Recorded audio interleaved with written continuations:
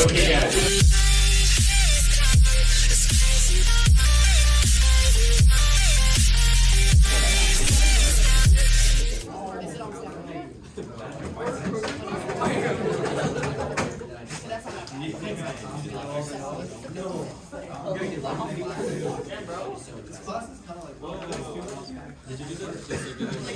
Hey guys, so we got to talk about gravitation. You know this gravitation. Oh my god.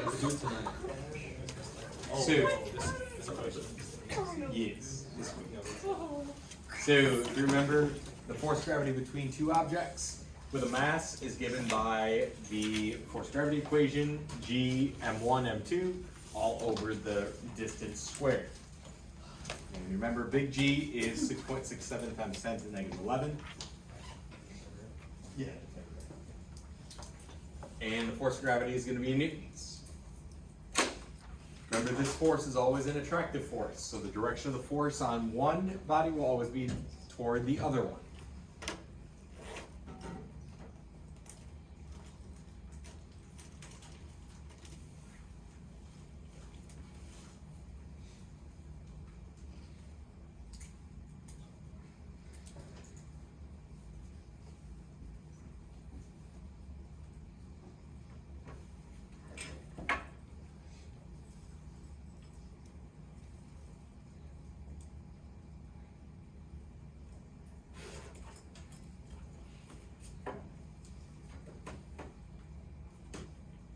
Is a big G just a constant?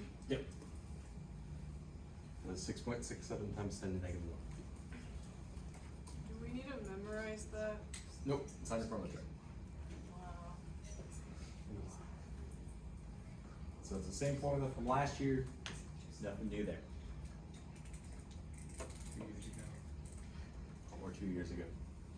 For the losers. Up here.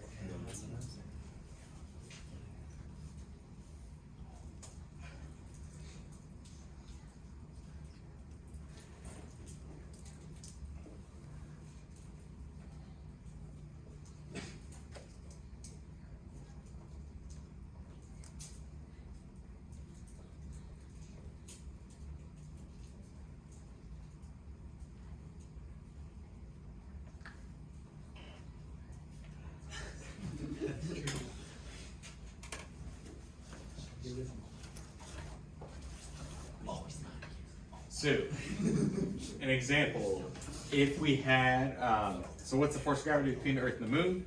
So the mass of Earth, I give it to you right here, the mass of the Moon I give it to you as well. And the distance is 384.4 times 10 to the 6th meters. So we just plug in our values, so the force of gravity is equal to that big G, that constant value, multiplied by both the masses, divided by the distance squared. And so the force of gravity that the Earth exerts on the Moon is 1.98 times 10 to the 20th newtons.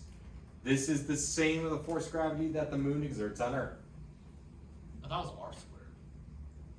Yep. Same thing. Oh, I put D. Oh, Yeah. It's still distance. It's probably gonna do something weird. They usually do something like that. Whoa, There. why did you do that? What? You ever did it in real time?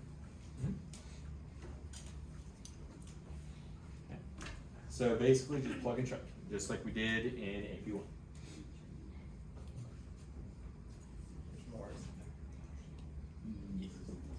So the surface gravity of a planet. So we know the acceleration of gravity on Earth is what? Negative 9.8. -9.8. We usually just round that up to 10. But wonder if we want to find the acceleration due to gravity on other planets. You just find their gravity constant. Yes. And this is how you find the gravity constant. So to find that gravity constant, we just need to find the force between the planet and the small mass on its surface. Then divide by that small mass. So basically we would have the force of gravity divided by the mass is equal to that acceleration of gravity. And since the force of gravity is big G times the mass of the planet, we can actually just say that divided by the distance squared will give us that acceleration of gravity.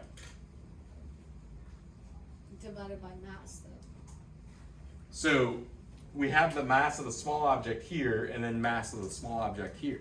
So they cancel out. So what's happening is you have, so force of gravity is G m planet times mass of something all over r squared. Okay. Well, this whole thing is divided by m.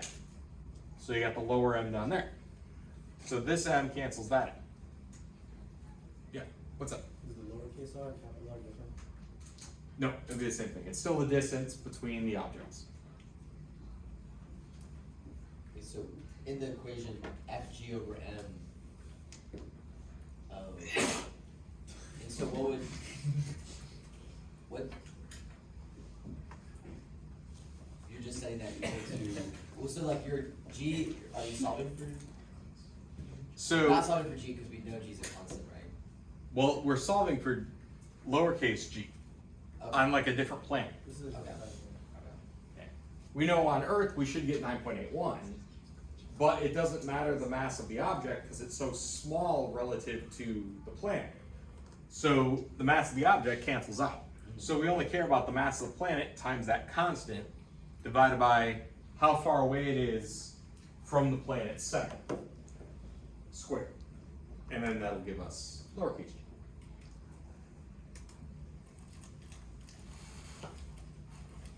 So, oh,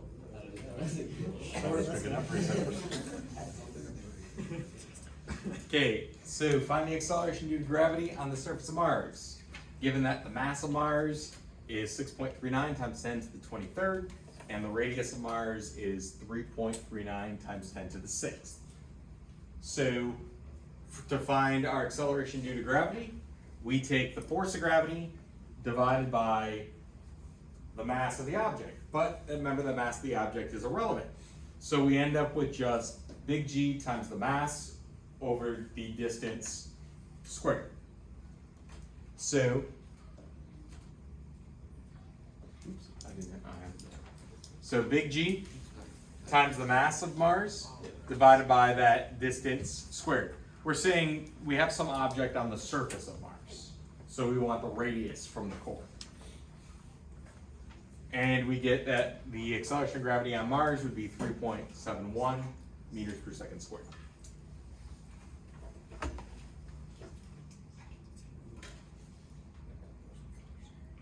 Any questions on that?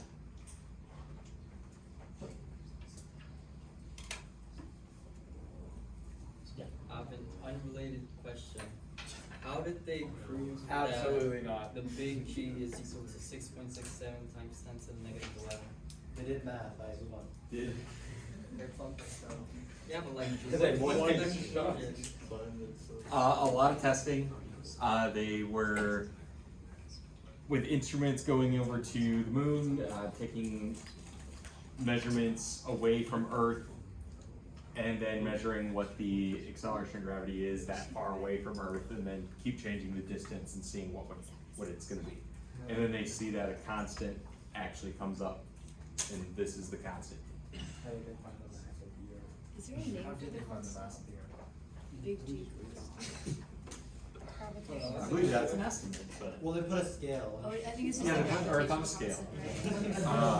Wait, so you tell me that this number that's generally accepted is based on a rough estimation of what the Earth's And then, mass like- is? Has Well, to if be. you live on the South Pole, then you put a scale upside down.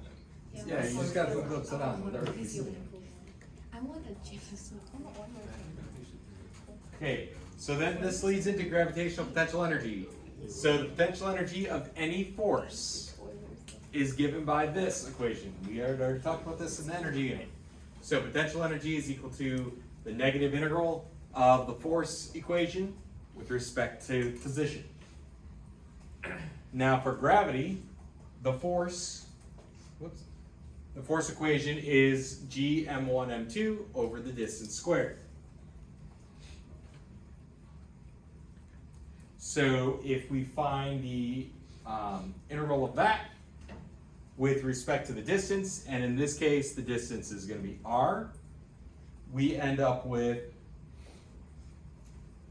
gm1 m2 over r plus a constant is our gravitation, our potential gravitational energy, and that's going to be negative as well. So in AP1 we were just given this equation,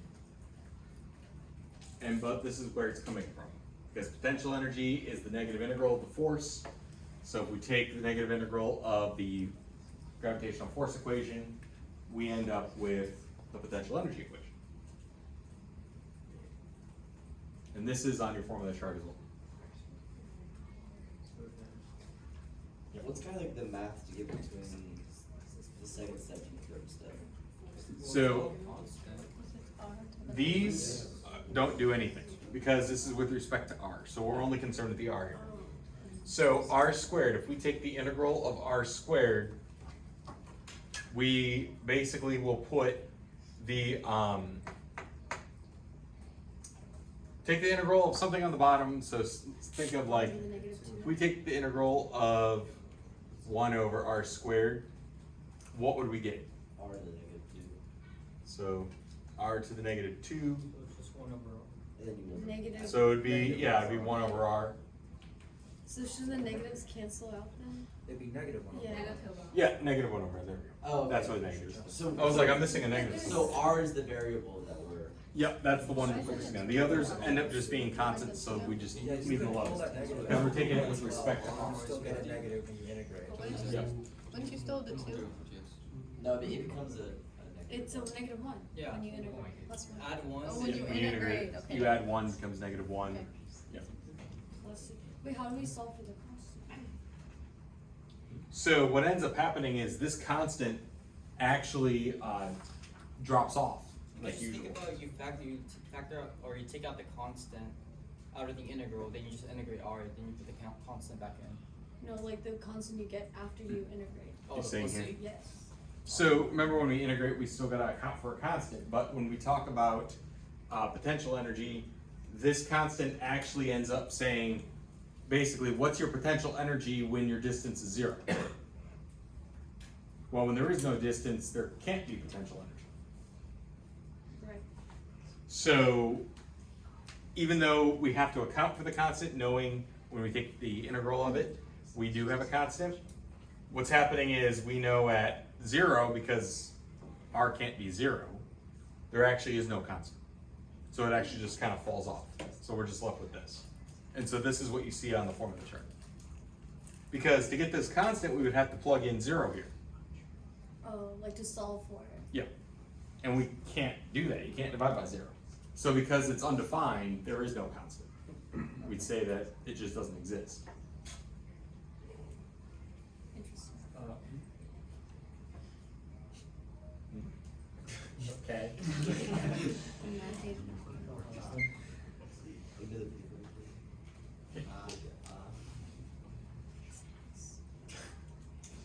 So this is kind of explaining here.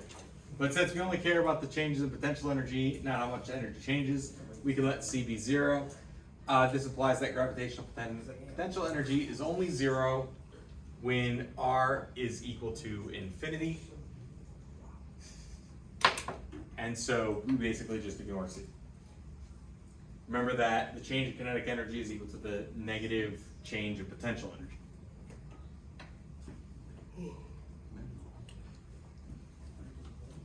We don't have to understand that explanation, right? Just C just doesn't exist. Yep. Because you can't divide by 0. Right. But just the infinity stuff doesn't make sense. And if we were taking the change of something, remember we would have the constant minus the constant, which ends up being 0 anyway. Okay. So if we were taking a definite integral, the constant would just drop out anyway. It would subtract itself.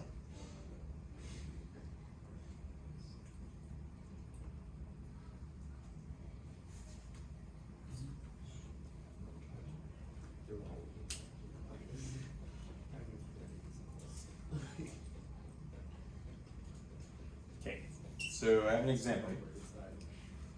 So an object of mass m is released from above the surface of a planet with a mass mp, with a radius rp. If the object is released from a height of 2 times the radius of the planet, how fast will the mass be moving when it reaches the surface of the planet? And we're assuming the planet doesn't move away from it as it falls. So we know that our change in kinetic energy is equal to our negative change in potential. All that kinetic energy becomes all potential energy and vice versa. So our change in kinetic energy, 1/2 mv squared. We do final minus initial, and final minus initial for potential. So what is our kinetic energy initial going to be? 0. But we are looking for that final velocity, so we still have the final kinetic energy. Then we have our potential energy, so potential energy final minus potential energy initial. So in this case, since we're talking about planet, we're going to use our potential energy equation for planets. So G, mass of planet, times the mass of the object, divided by the radius of the planet. But our initial potential energy is going to be, it's raised to 2 times that radius. So we're going to put 2 times the radius of the planet. But when it's about to hit the planet, it's only a radius away from the center.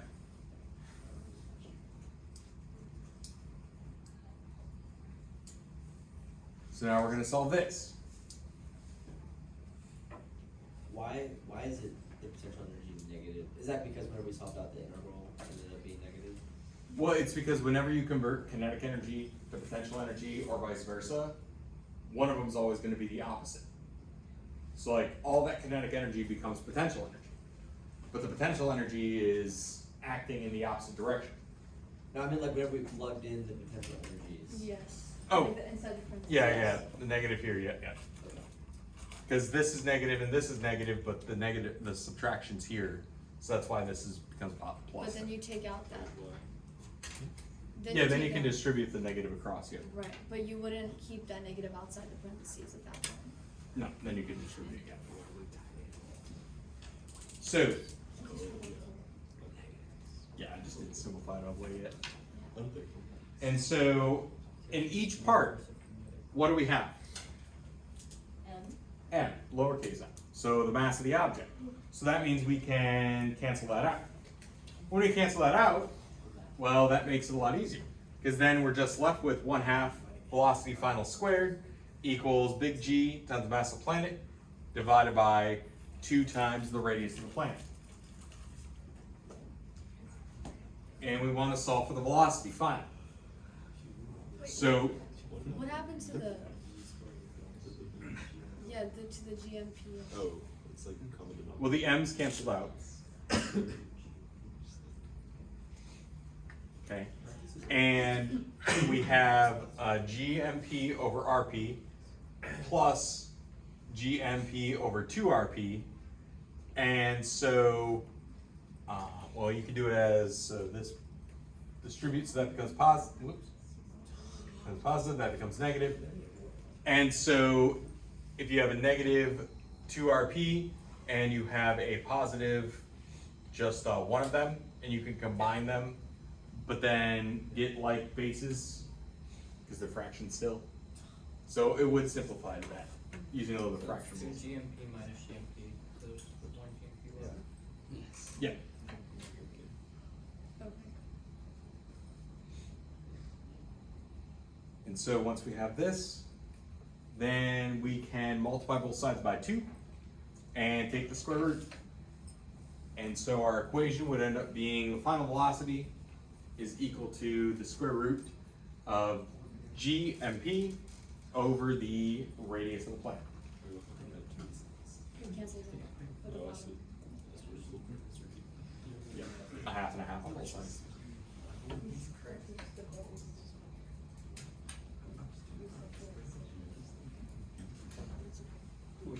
Now, the reason why this is important is because this leads into something that is a little new for APC. Well, AP1 did.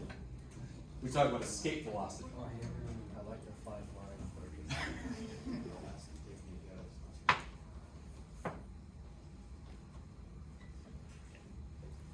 So with escape velocity, if an object is fired straight upwards from the surface of a planet, gravity will slow it down and eventually bring it to a stop. But if it's fired fast enough, oh, I didn't realize it was that small actually. Anyway, if it's fired fast enough, It's a lot of notes. Can I go closer? I can't read this far. yeah, it's fine. This is the hard. Actually can't Never read before this. asked to get up. So if the object is fired fast enough, it will come to a stop a infinitely far distance away. So it's going to come to a stop at some point, but it's going to leave the planet's atmosphere and just keep going. But sooner or later, something's going to stop it. And so we call this to be fired fast enough is what we call the escape velocity. Whatever that velocity is, that will beat gravity and then go farther away is what we call the escape velocity. They took this off the AP test. Yeah, since there's no gravity, there's no escape velocity. That makes sense. So, we want the final kinetic energy. We know it's going to stop at some point. So if we want the final kinetic energy to be 0, really, really far away, so basically an infinite distance away, that means the final potential energy will be 0 as well. No. We need to know why this works or just the form of the AP test. And if Just it's the form. second answer, can you skip to just the formula? Well, that's nice. That's where it is. So basically, we have change in kinetic energy is equal to change in potential energy. This whole page would be full, right? It's really, really weird. I think well, what it was is if I made it bigger, it falls. It's not enough on the. Well, it makes 3 different slides. Yeah, then you just switch to the next one and it says con at the top. This and you're like, "Oh, first can be like the first 3 lines, and then We the want, next thing because starts we giving want the the actual final math. kinetic energy to be 0 at infinity. Anyway, I think that the arrow key works. Well, it's My 0 thing minus. I'm just gonna Anyway. copy it down, don't worry. So change in kinetic energy is equal to change in potential energy. So final kinetic energy minus initial kinetic energy equals final potential minus initial potential. But we said we want our final kinetic to be 0 and we want our final potential to be 0. So we're going to cancel those out. So then we're left with this. So our initial potential energy is -1/2 mv squared equals our gravitational potential energy is g m planet times mass of the object divided by the radius of the planet, or the distance from the planet. And so if we're solving for the velocity here, we end up with velocity equals the square root of 2 times big G times mass of the planet over the radius of the planet, or the distance from the planet. So basically, if we were to launch something off the surface of Earth, we can plug, well actually, oh, that's my example. I'm jumping ahead.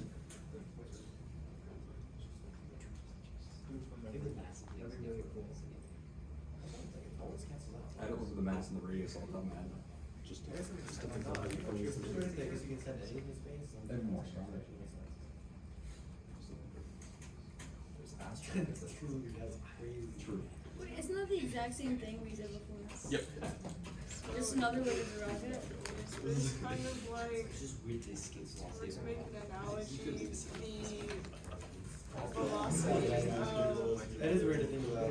let's say, you know Because how it in makes sense. orbitals, You're there's a like, certain it's just like velocity stupid. that you have to reach. You just gotta know. Is it velocity or acceleration? So there'd be a certain acceleration you need to reach to be able to continue in orbit. Right, so, okay, for orbitals, you have to reach a certain acceleration to just start orbiting around the Earth, right? So is it kind of like this, but for this one, it's basically, you just get out of the planet, traveling? Like, So once it hits we're space- launching the set. So if I launch Miriam at an escape velocity, she'll get out of the planet. Well, we can figure out what that is, so that's fine. But Alright, what's your mass in kilograms? So, That just has to be right. no, because the mass is irrelevant. wait, so it's the same escape velocity no matter what your object is? Yes. So you could launch the what's the like you could launch the Earth out of the Earth. Yeah, that's Per like second. Honestly, I mean, I guess you could say you could launch a rocket. So, guys, here's the thing. What is escape velocity for Earth? So we have the mass of Earth and the radius of Earth. So we're going to use that equation. So the square root of 2g mass of the planet divided by the radius of the planet. So we plug in our values. That would mean we would need to launch something off the surface of Earth at 11,181.38 meters per second to get it so that gravity doesn't pull it back down. Let's find out. That's easy. Nope. That did not work. Gravity. For how many seconds did you do this? Meters a second. Those are robots. You gotta get far, you basically gotta get out of the atmosphere. So It's you only get, 25,000 yeah, miles. we can get through this. Oh, what? It's not even that fast. I feel like I can run that fast. I like airplanes. Not to be definitely, but I thought Rockets. when you do fly labs. Oh, they were, it's under law. I just have to like just put in a rocket. I just have to attach Well, like a jet I was really thing on you. And then you by yourself. I'll put you We're in gonna do the a lot of super stuff. cool movie. Okay, listen. That's good. We're gonna be doing Thursday. Get out of here. Get out of the planet. Go back to where you I tried to came go from. over. Oh yeah, it's only 36,000 feet per second. He's a track 28 miles. Okay, what? 28 laps. No, we just did some math. That speed is just almost around. This is actually kind of cool. Or 25,000 miles per hour. I can't even put my hand in a circle that fast. For a lap, we should go watch a rocket launch. Yeah, 25 miles per hour. Like 25,000 You know, miles per it's hour. in the Olympics these like, days. It's like one good, the like. Kennedy launch pad. That's like what the escape velocity Two- was. And Elon Musk names his launch pads. Wait, Mrs. It's Sancho, just like no clips. Is that doing my aerospace project? Tesla Model S. Yeah, we have a quiz on. Everyone else, Like, you're editing supposed to you. pick Quiz a Elon. command system to like present. Okay, guys. Everyone did like. So this is it for the notes. I do want to mention, I do have a, guys, I do have a practice for you guys in the OneNote. Then there is the practice on the circular motion in It's Learning. Tomorrow, we are going to be doing two things. So we're going to start off with, we have a short quiz, and then we will do a lab, when pigs fly.